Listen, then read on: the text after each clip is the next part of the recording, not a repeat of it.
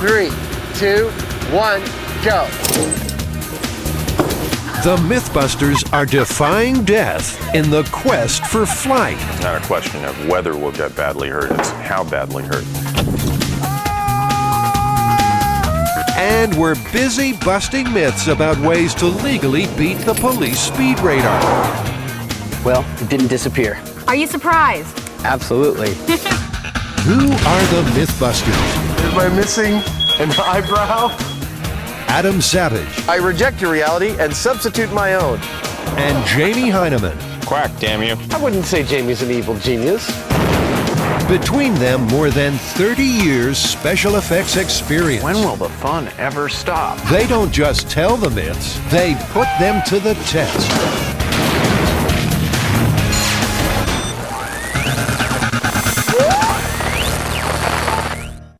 Ever since we realized we couldn't, humans have wanted to fly like the birds. Gliders, hang gliders, and parachutes have made non-powered flight possible. I fart on you! But is it possible for a man to fly accidentally?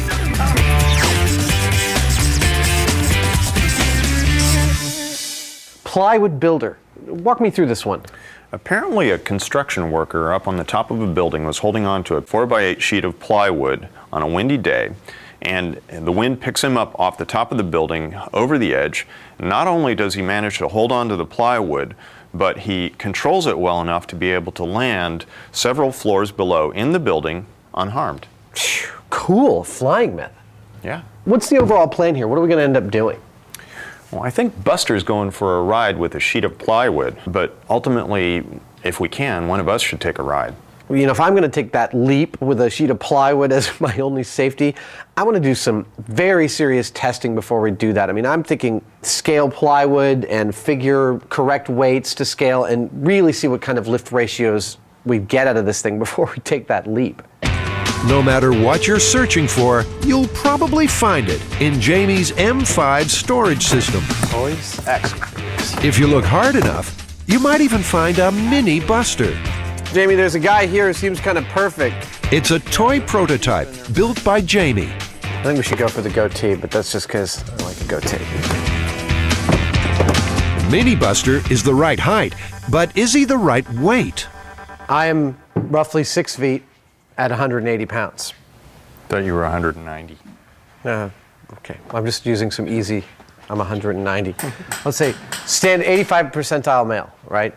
6 feet, 180 pounds. Proportionally, that's 72 inches to 180 pounds.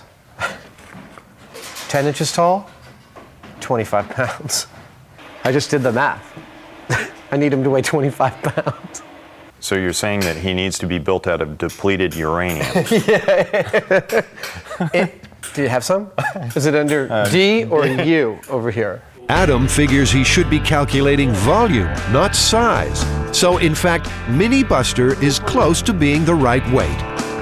The small-scale testing also needs a sheet of mini ply.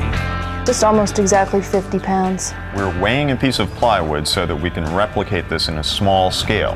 But even this tiny piece of ply is proportionately too heavy. Christine reduces its weight by drilling lots of small holes. Okay, there we go. Perfect.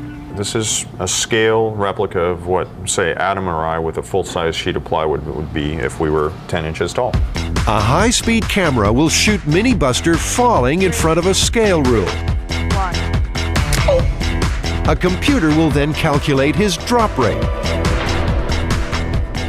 The test is repeated with the mini ply. Okay, Christine. So what did we learn with the drop tests of the miniature Buster rig? Well, the plywood slowed him down about 25%. 25% from a fall with nothing, right? Yes. Just a human falling. Yes. But 25% slower is still not slow enough. If they tried the plywood myth themselves, The best that we would be able to accomplish, it sounds to me, is just broken legs and arms, but maybe not a broken back or a smashed skull. I'm willing to settle for that. It's too big a risk for a human, but no problem for Buster. That's once his rubber crash test dummy hands have been swapped for some plywood-grabbing clamps. See whether it actually will support somebody on it, because Buster happens to be about my size and weight, so looks like it works. Now, Buster, this won't hurt a bit. So Buster's new Super Grip Robo Hands are welded to his arms. Plywood. According to the myth, the builder was holding a sheet of 5-ply when he took his unscheduled flight. That's made up of 5 thin sheets of timber compressed together. As well as trying a regular sheet, Adam and Jamie will use the 5 individual sheets to design their own flying rigs. So what are you thinking for taking 5 plies from a sheet of plywood and getting the most amount of wind resistance out of them? Well, my thought, first off, was to array them like a car leaf spring to where we extend the surface area. And of course, end up spinning like a helicopter all the way down. Which might not be a bad thing, because helicopters, as we know, land a little softer than just the same shape without the propellers, because they're spinning and they get lift from that. Yeah, but I mean, skydivers also have what they call a death spiral. Well, there is that. See, I'm thinking of something totally different. I'm thinking of laminating them in such a way that you actually get a curve out of it. Sure, the original myth only involves 1 sheet of 5-ply, but Adam and Jamie really want this to work. So they're using the 5 single sheets to build the most efficient plywood flying rigs they can. Adam coats the cardboard sheets with light spray-on glue and then puts them together in various 5-sheet permutations. It's a nurse's hat. Oh, Nurse Savage. So these two represent Jamie and my first ideas about the best ways to slow your descent using 5 plies of plywood. I went with the air scoop idea, but Jamie is trying to make the most square profile to the air going down. And then I started to think, could you just have a little hole in the center and get a lot more square footage? I'll try this. Then I started moving towards the scoop, like this, so it's a kind of bridge between Jamie and I. And then we get to these like radical scoops, all of which can be done out of plywood. I've developed a feeding bag because I find lunch just takes too long and I'd rather just eat while I'm working. Adam prefers the parachute approach, so he and Myth-Tern Christine decide to check out Jamie's old army chute. Maybe it works by the top being bigger than the bottom, and so air is scooped into it. I think we need to inflate it to actually see how it's constructed. Because this is a little confusing. Where's that fan? Let's see what we got. This parachute is about 12 feet wide and 28 feet long. That's almost 300 square feet of area working against the wind. Turned off my fan. 300 square feet, and not much weight. 168, it's about a 10-pound parachute. I feel like I'm caught in an unruly evening gown. All right, so it's about a 10-pound bag. The parachute weighs 5 times less and has more than double the surface area of the 50-pound plywood. I guess it might work. So what have you been thinking? I'm not sure which approach is best. Should we be going towards a parachute or an actual airfoil? You know. Well, I mean, I think we want to do one of each. I think we want to do one parachute design, like my flying nun thing, and one wing design. Using the cardboard sheets to design his wing, Jamie attempts to maximize surface area while not compromising strength. The scale prototypes for Jamie's wing and Adam's parachute are complete. Time for a test run.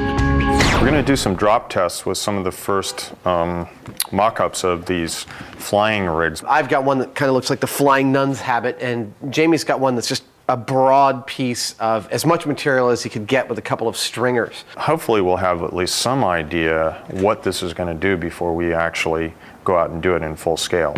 First off, MythBuster gets no help at all. 0.9 seconds. Go.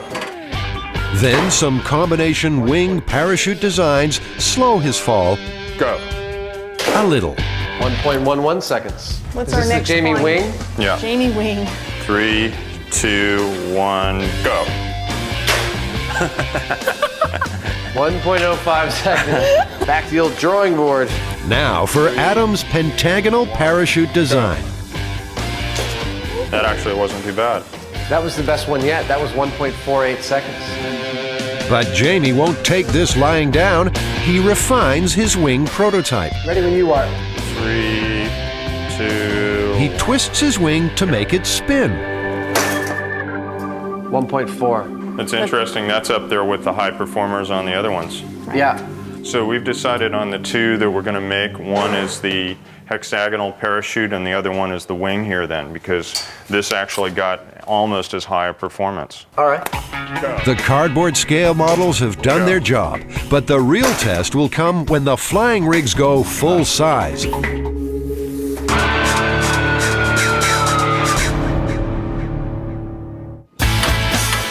Scotty, Carrie, and Tori have been like little Santa's helpers. Oh, I'm gonna be sick. Whenever Adam and Jamie have devised some myth-busting mayhem, it's often been this trio's job to make their boss's twisted visions a reality. This time, however, they're going to be in the driver's seat. That doesn't look right!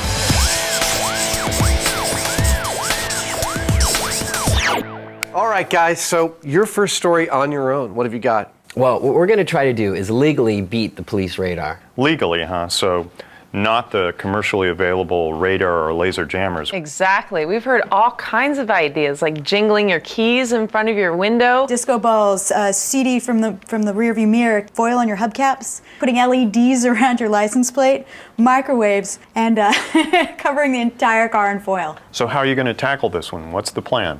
Well, obviously, we need to get a radar gun. We're also going to try the LiDAR, which is a laser system. Lift it up a little bit more. And to test them, the first thing they're going to need is a car. Earl, the MythBusters Cadillac, should do the job. You remember Earl. He's the car the guys use for target practice. Oh, man. Our resident grease monkey, Scotty, has to get him back on the road to recovery. It's going to be stubborn. While Scotty coaxes the caddy back to life, Tori and Carrie do a little radar research. You're not working fast enough, dude.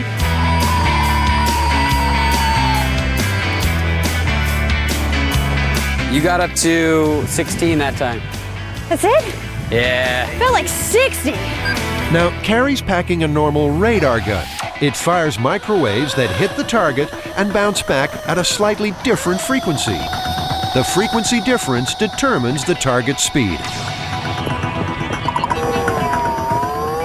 Tori's wielding a laser speed gun, or LiDAR.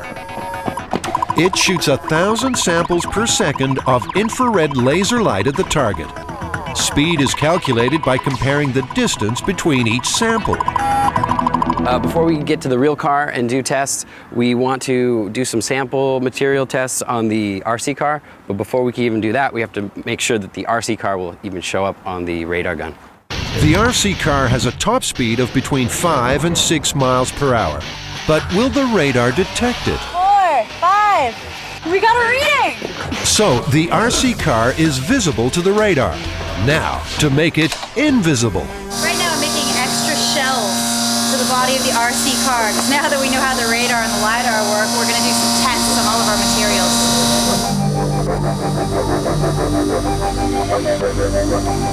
Beautiful, it came out perfectly. The game of radar hide and seek has been played out since World War II and has sparked the growth of stealth technology. Modern stealth aircraft have flat surfaces and sharp edges. They're also coated with materials that absorb radar. So every foot? It'll take way too long to coat Earl in all the materials the myths mention. The remote-controlled car is a much simpler option. But why the blue paint? Theoretically, it's supposed to change the wavelength of the reflective light on the LiDAR, so we'll see if we can pick this up at a different distance. Are you ready? I'm always ready. Okay, go! How fast? 5 miles an hour, 6 topping out when you get to the finish line. We'll never get pulled over for going 6 miles an hour. So we're actually picking up this car sooner with the blue than without the blue. Is it supposed to be absorbing the light? That's what they say. It's actually making it easier for us. Myth number 2, prism tape. This stuff's used to make fishing lures. It might fool fish, but can it rattle the radar? All right, yellow reflective. Go. Well, the reflective tape is, as far as the RC control is, it's a myth. I'm picking it up a lot faster than the control. And I have no change at all. It's the same thing. I'm picking it up just at 50 feet. So far, no good. The most common myth that we've heard of is the tin foil or aluminum foil. So what we're gonna try now is the aluminum foil over the car. Go when you're ready. 37. Is it doing anything? I'm actually picking it up sooner. So if you're avoiding a ticket, this is not the way to go. One of the myths says that an LED will mess up a LiDAR detector. So what I'm gonna do is I'm going to rig up this test one with an LED. Go! LEDs are infrared, and they're supposed to scramble the LiDAR's infrared beam. So the LED do anything? The LED seemed to have no effect on the laser. Well, it didn't have a significance difference, but it was about 10 feet in difference. We might want to try it on the big car as well. So on full scale, that could be a mile. The only thing left, a type of paint which is supposed to absorb radar. It's actually embedded with a bunch of iron and makes it really heavy. It goes on like frosting. And it's so expensive that if you were actually going to paint your car with this, you might as well just pay off all your speeding tickets. The paint's so heavy, the RC car won't even go. Don't give up, Scotty. You can barely go. Has this myth been busted before Earl the Caddy is out of the garage? They look really cool, guys. Did anything you tried have any effect on the radar's ability to detect them? The radar can detect all of these cars. We also can write off the prism tape. It actually made it more detectable. It's supposed to deflect the laser, but it's actually reflecting it back better. So the plan now is to go with the most popular ones like flat black and tinfoil, and we have a few tricks up our sleeve as well.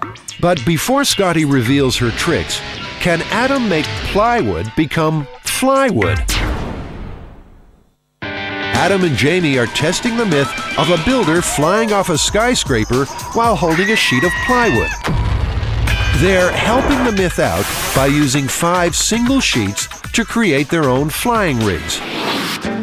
After testing scale models, Adam has decided on a parachute-like design, and Jamie is building a wing. Go back further. The plywood wing will be big, 4 feet wide by 20 feet long. And that's the reason they're measuring the workshop. Never build anything inside a space that you can't get it out of. The plywood sheets may be heavy, but they're also fragile. Adam removes his 5 sheets from the 12 available. Screw. Make that 11. One tore, bringing it out, trying to get it out of the way of Jay, the cameraman. Using a scale model, he calculates the angles for the full-size version. He measures up the sheets and then lays them out. Meanwhile, Jamie is placing the sheets for his wing on a cradle made from 2x4s. Well, look at what you're doing. You're going to laminate it up on the curve.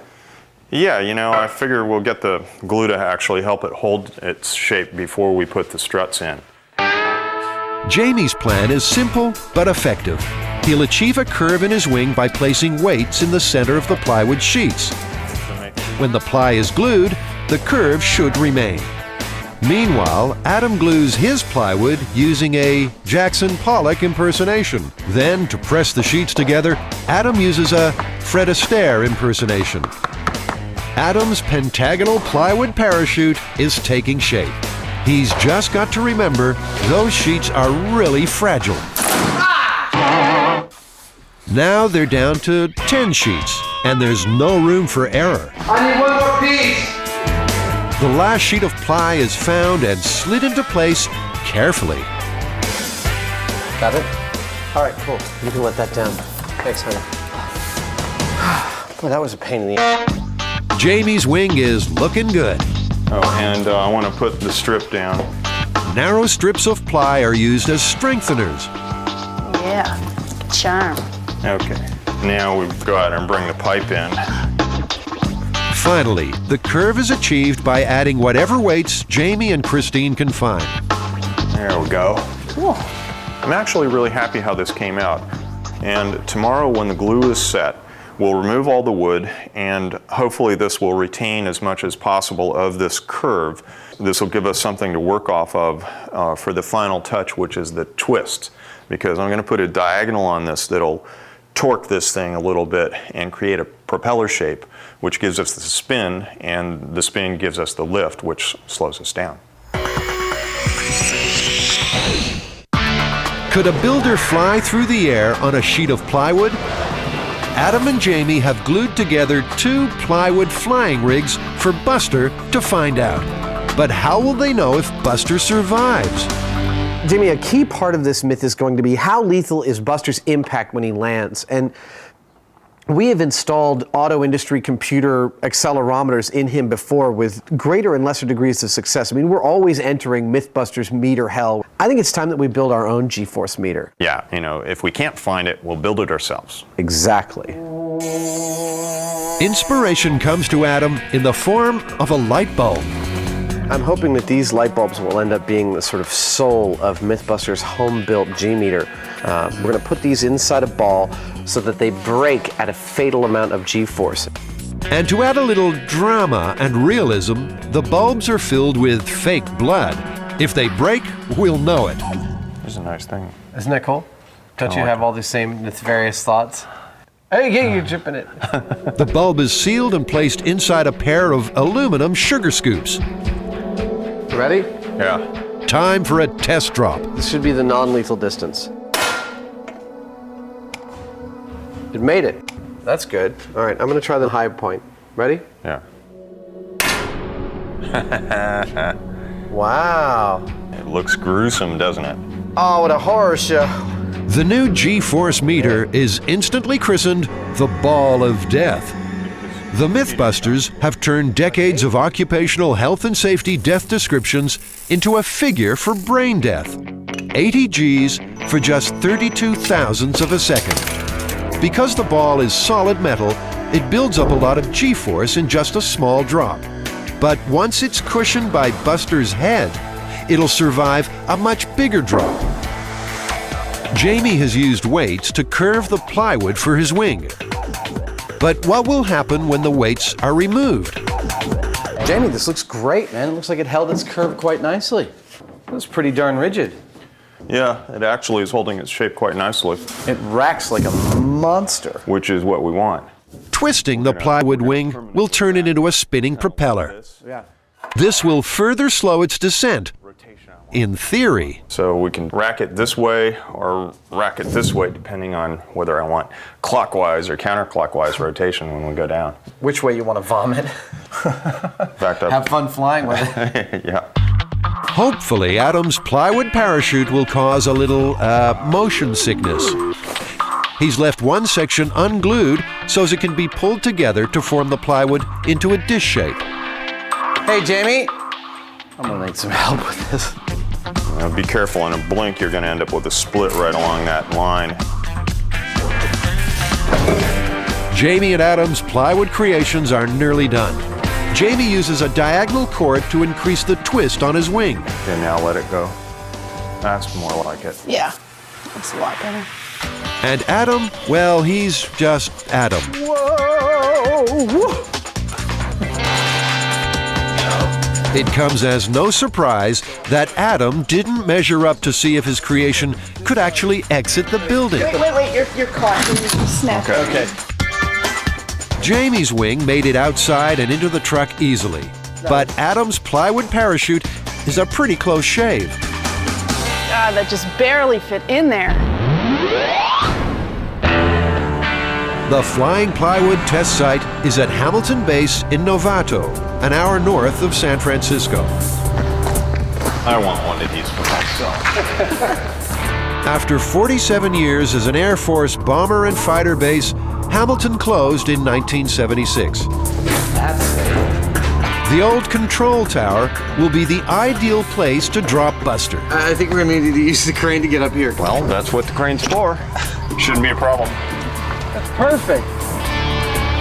We're actually gonna do some drop tests with Buster and some various things that are mythically held to be able to help you survive a fall from several stories. I'll just move this over here. Nothing much has changed in the last 100 years. Hey, can someone let me out? Our project today is mounting up the high-speed camera gauge right here on my right. The tests will take place in front of a scale ruler. A computer attached to the high-speed camera will then be able to determine the exact drop rates. And it's all for this guy. But does he care? He's a very relaxed dude. He doesn't know what's about to happen to him. Human transport. When Buster drops, the ball of death G-force meter will tell us whether he survives or not. Okay, be careful with this guy now. He has a brain. Buster will be raised up on the crane and then dropped on cue via a cable quick release. Once you get up in position, push the blue button and pull out the safety pin. Okay, When you pull out the safety pin, it's live, and when you yank on this, he'll drop. I got it. And to make sure Buster's the only one who drops, Jamie attaches himself to the crane with a safety harness. This is so when the machine tips over, I'm held firmly in place and can't escape the destruction. Those go under your butt. That was great. That was worth the whole season to watch that. There you go. Up goes Buster, 60 feet up. Oh man, Buster is toast. So they can work out if the flying aids do slow him down, Buster's first drop will be totally unassisted and very painful. 3, 2, 1, go. I was laying on the ground when he hit, and I felt the ground move a little bit. I never get tired of doing that. The high-speed camera reveals Buster is traveling between 34 and 35 miles per hour when he hits the ground. What's the verdict, Christine? I think he's dead. That's a shocker. Buster kind of looked like a baby bird that just fell out of the nest.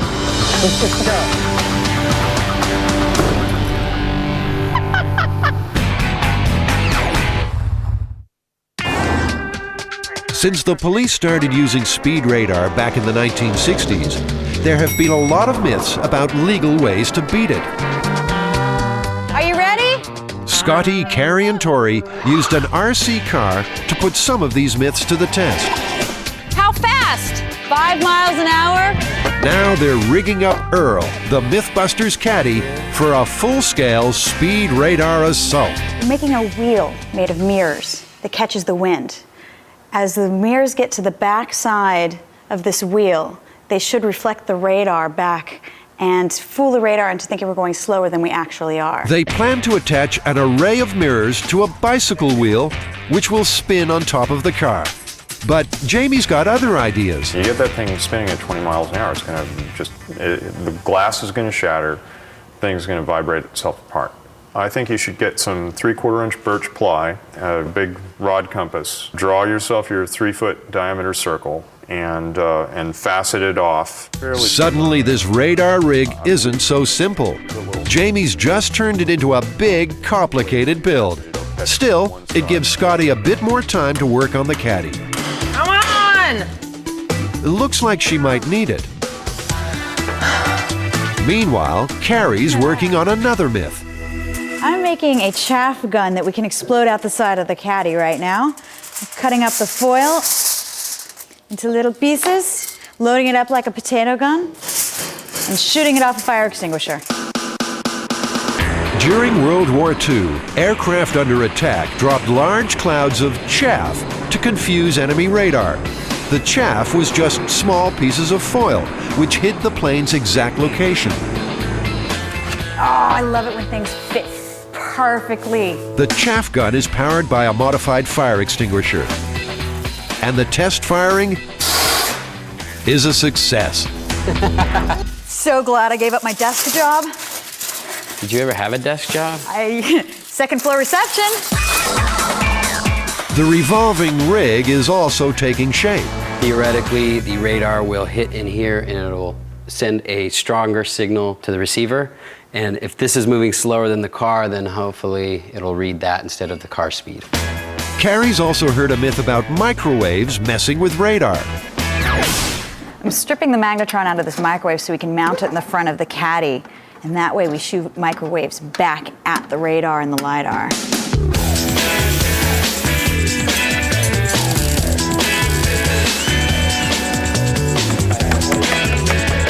Well, if it doesn't beat the radar, maybe it'll intimidate the cop. The LEDs didn't trick the LiDAR when they were mounted on the remote-controlled car, but Tori thinks they're worth another try. 300 LEDs will be wired up to the Caddy's license plate. Finally, it looks like we're ready to roll. Revolving mirror rig? Check. Microwave gun? Check. If I were you, I'd stay farther away from that. Chaff gun? Check. LED license plate? Check. Now, do we have a car? Whoa! That doesn't look right!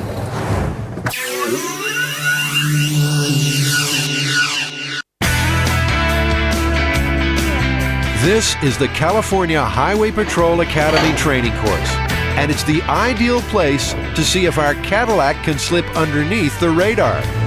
A few of the guys from CHIPS are on hand to oversee the experiment. If anything does beat the radar, they want to know about it.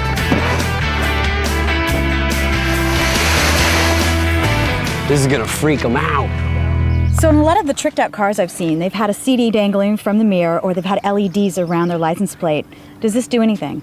It's not going to do anything, and plus they're both illegal.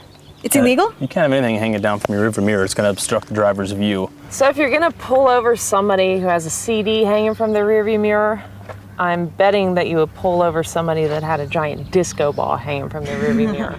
Absolutely. I'd love to see that. We're gonna try to get through the techniques that we think are kind of dumb first. We're gonna do them all together. CD, can attach that to the mirror. All these shiny accessories are supposed to bounce back the radar's rays and confuse it. Which, by the way, that's illegal. But it looks so cool. Lastly, can you jiggle these keys? Make sure it hits the radar. That is so stupid. On each pass, Scotty will keep the Caddy steady at just under 50 miles per hour. We're about to do a test. You ready? Okay, the Disco DeVille is Locked, loaded, and ready to freak out the radar. over. Whenever you're ready, over. On my way. Ooh, got it on radar. 39, 40. 48, up to speed. 49. All right, I love that sound.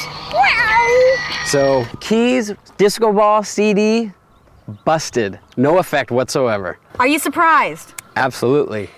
All right, next let's do foil on the hubcaps. Done. The next radar myth, tin foil on the hubcaps. Scotty, hit it.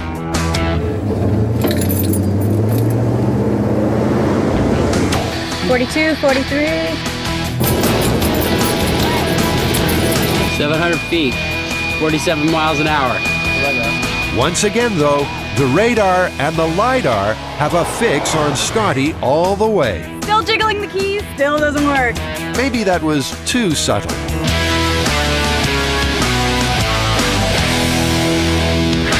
I think maybe people think that because it's kind of crumbly that the radar will shoot at the crumbles and maybe dissipate. But it's just one giant reflector if you ask me. You'll be able to see it from outer space. Yeah, she's going fast. Or I'm just picking it up way sooner. 47. Yep. Oh, yeah!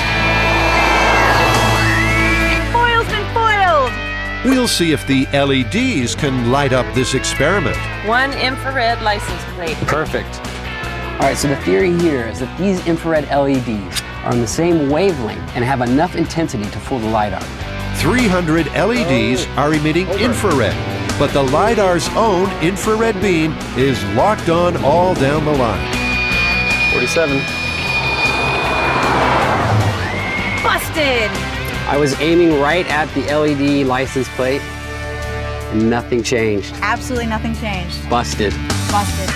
Okay, let's try Carrie's magnetron gun. And yes, I know I spelled magnetron wrong. That's supposed to have an E. Don't email me. That jumped up so fast. It is definitely working. The K-band radar operates on about the same frequency as a microwave, so we're going to shoot microwaves towards it to try to confuse it. I got it at 49. But the radar still has the caddy in its sights. No change at all. The magnetron theory is busted. I had no difference in the speed. I got like 48 miles an hour. Is that what you guys got? Yeah, and I picked her up right away. Maybe the aluminum foil firing chaff gun will be able to trick the radar. Scotty, we are good to go on the chaff gun. On my way. Run it, Scotty! As the caddy passes the radar, Carrie will trigger the chaff gun from the back seat. It didn't go! Why didn't it go? I have a feeling she forgot to pull the pin.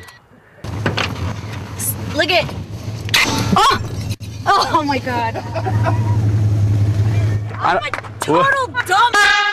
I don't know what's going on. A quick reload, and we're ready for take two.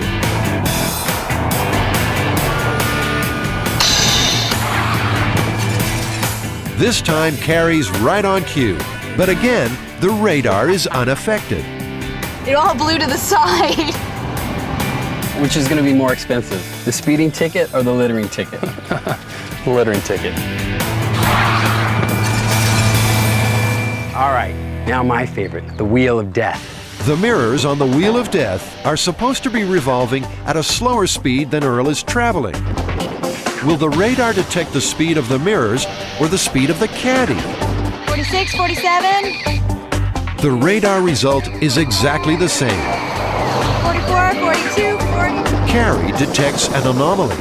It's giving a weird Doppler reading, but it's not really making it look like it's going any slower.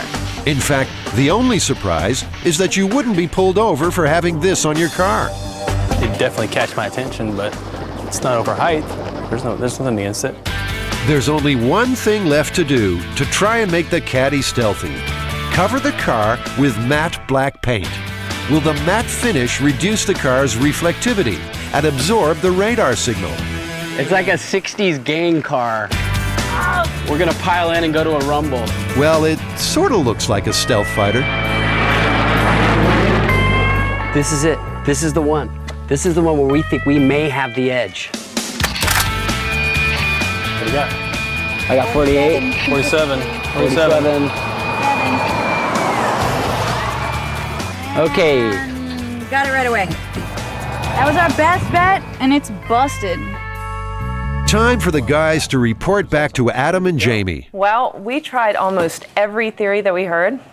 Disco ball, CD, keys. Busted. The ever popular foil in the hubcaps. Busted. LED. Busted. Microwaves. My favorite. Busted. Chaff gun. Surprisingly busted. And black paint and tinfoil all over your car. Busted. Totally out. Amazing. The only thing that gave us any result, but just barely, is my favorite, and I think you're gonna like this one, Adam. The radar wheel of death. Oh my God. What did this actually do? Hardly anything at all. It just varied the audio tone that the radar sent back that let you know how fast the car was going. I think if you're going to get out of a ticket, short skirts and crying is still the way to go.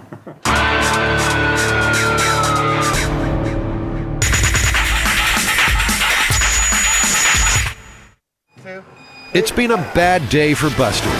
He's lost his head. They've amputated his hands, they've operated on his skull, and they've made him bleed. Could it get any worse? Buster's gonna die. While they're at Hamilton Base, Adam and Jamie are using Buster to test out a few other flying myths, like umbrellas. Christine loads up the ball of death G-force meter with the fake blood-filled light bulb. All right, safety device number one. Buster's first mythical safety device is an open rain umbrella. Well, at least he won't get wet. 3, 2, 1, go.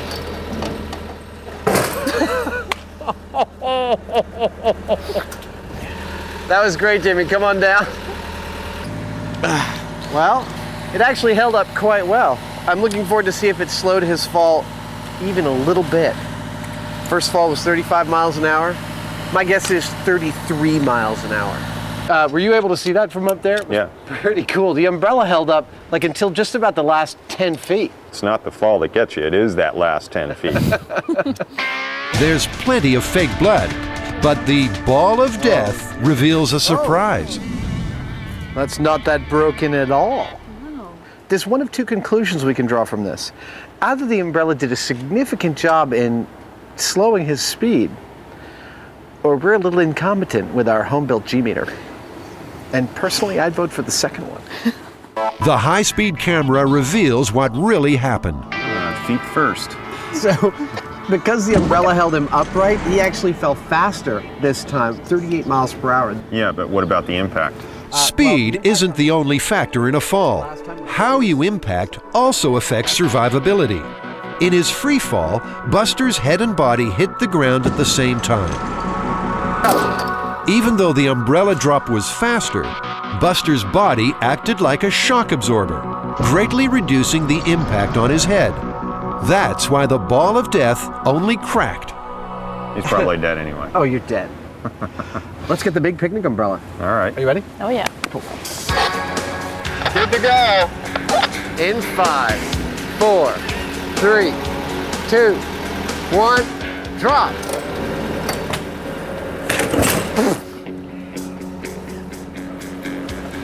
That was pretty cool. That didn't look entirely unsuccessful. I'm trying to keep a straight face, but I can't. The picnic umbrella reduces Buster's speed to 29 miles per hour. Slower, but not slow enough. He's dead. It's no myth that a parachute is designed for this purpose, but can it open in only 60 feet?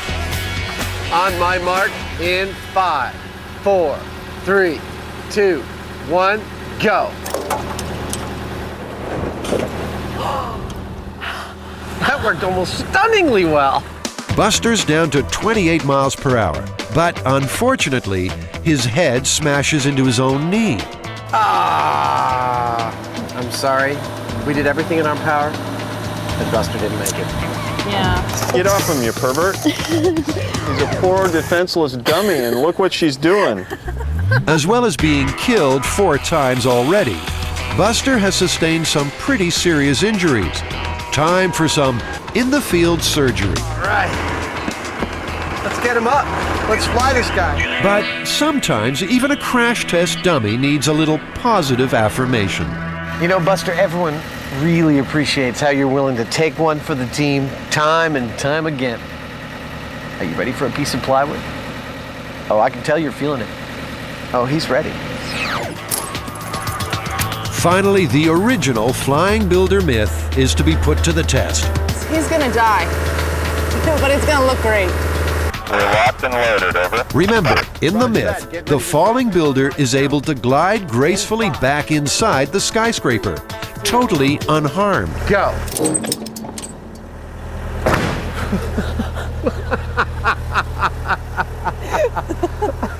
Buster was such a good dummy. Rather than slowing him down, the plywood increases Buster's velocity to over 36 miles per hour. His body snaps the 5-ply sheet in half.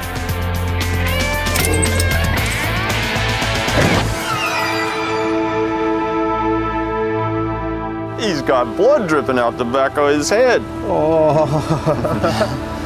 Getting used to all this blood, Christine? Still grosses me out. We can look at the speed tests and we can look at the death ball, but I don't think I need to see either of them to say this one's busted. Yeah, I'm afraid so. He went straight down. There was no deflection off to the side or anything, and he's done for. Let's go get our solutions. Let's go try my wooden parachute. Okay. Adam and Jamie have taken the 5 component layers of the plywood sheet and created 2 flying rigs for Buster to try. Jamie's design is based on a spinning wing, and Adam's is modeled on the parachute. Ready to drop. These rigs represent 3 days of skill, passion, and effort. Pity, really.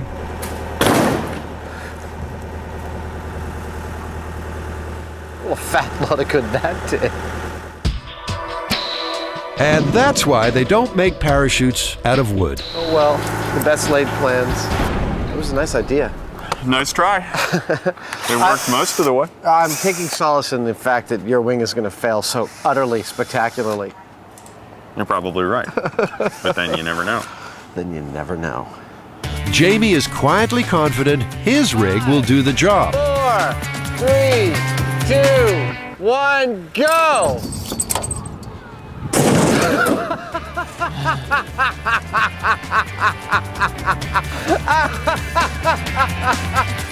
Woo! Do you feel better now? I do. I feel a lot better. All this Buster dropping has created an impromptu MythBusters fan club. So Adam, what do you think? Did he go slower at all? At least he didn't flip over again until the right at the last minute. It didn't spin at all, and then he went totally sideways and landed on its edge, and he just collapsed with it. It was a horror show. And unfortunately, he was off center, and the high-speed camera caught none of it. Bummer. Oh, man. Poor guy.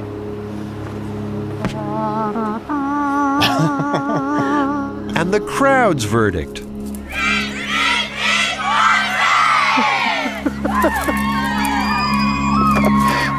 That was better than I could have ever hoped. Buster's day has come to an end. Now it's time to see if a MythBuster can fly. Adam and Jamie rig up the zip line from the control tower to the crane. The crane backs away to tighten the cable. Stop! Oh, I'm totally looking forward to flying with a piece of ply. I mean, even though Buster took a hard hit from it, we're doing a more controlled test so that hopefully Jamie and I won't get horrible head trauma while doing it. We're ready to go. But it is always a strange thing to throw yourself out over the edge of a 60-foot drop. Your body resists it. But this is the only way to find out if it's possible to control the plywood sheet in flight. We have liftoff.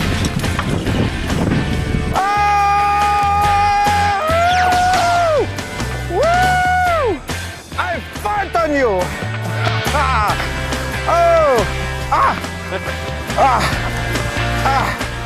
Forget about controlling this thing. There's no control. I mean, I tried pushing my head up against it. At the peak, I could not get it. It's just like all over the place. And I was holding it dead center. Huh. Well, that's the most interesting thing about this whole thing so far. I mean, we've tested everything we could, but short of actually jumping off a building and seeing whether you die or not.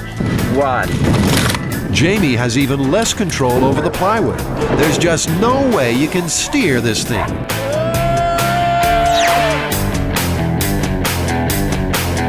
Well, more than any other data we can come up with, Buster's a pretty clear indicator of how survivable a 60-foot fall actually is. But what was our actual data? Well, not surprisingly, the parachute was actually the best at about 28 miles per hour. Right behind it was the large umbrella at 29. What really surprised me was that the plywood was no use at all. In fact, it broke over Buster's back upon impact. And our rigs didn't do anything at all, didn't help either. From a controllability standpoint and from a velocity hitting the ground standpoint, this is one of those myths that's just unequivocally busted. Yeah, absolutely. Myth busted.